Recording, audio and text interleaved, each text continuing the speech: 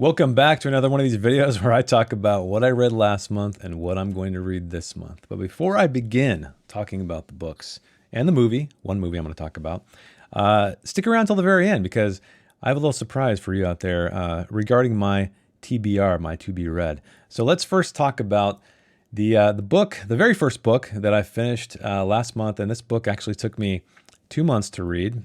It's a chonker. Yeah, it's a chonker.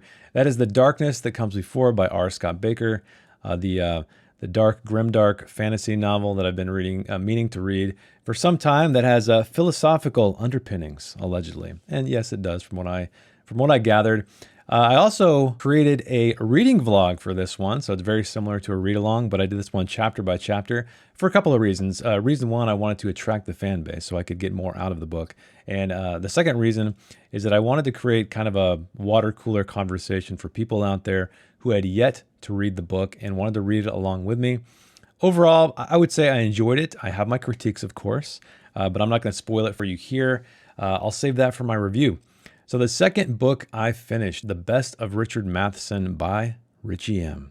Yep, that's what we're calling him now. Overall, decent book. It suffered from the symptoms of not every story is great, which many short story collections do. There was a ton of stories in this book, though. There's a massive mix of science fiction, horror, even just kind of literary fiction almost. There's even kind of a Western in there. It's really strange. It was cool to see him working in the short story medium. I've only read one of his novels. I know that's a terrible thing. I Am Legend, but that was a highly impactful novel for me. And I was hoping to get a little bit of that same feeling out of the short story collection. There were a few stories that did. There were a few stories that really showed his chops in the regard of creating emotional resonance, right? Creating a deep character work and great experiences. And so I'll probably review this one, but I dedicated a read along to it. So if you'd like to check out my opinions as the book unfolds story by story, check out the card up in the corner. The next book I read was The Unbearable Heaviness of Being or Life Reviled by Carol Wainwright, also known as The Falcon Reads here on YouTube. This was something. I guess I can just tell you, you've probably never read anything quite like it. It's not a very long book. It does also have philosophical underpinnings, which I would love to talk to him about. So hopefully I can get him back on the channel to dissect this book a little bit further, without spoilers, of course. But it's bleak. It's grimy. It's gritty. It's hilarious. There's a lot of funny stuff in it. But again, I'll get him on the channel, hopefully, and we'll talk about it in great detail. All right, the final book I finished in November was Fumes by William Dozier. He's also an independent author, and I wanted to dedicate most of my reading time to independent authors. The third book that is by an independent author is going to be on my to be read because I just started it last night, in fact.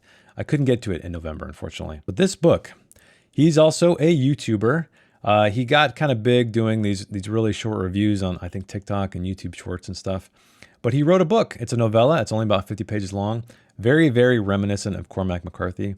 I thought it was great. I really enjoyed it. In fact, I read it twice because reading it the first time, as Cormac McCarthy, as his prose seems to be most of the time, it's very simple on the surface. But there's a lot of detail that if you blink or if you try to power through it too quickly, you're going to miss something.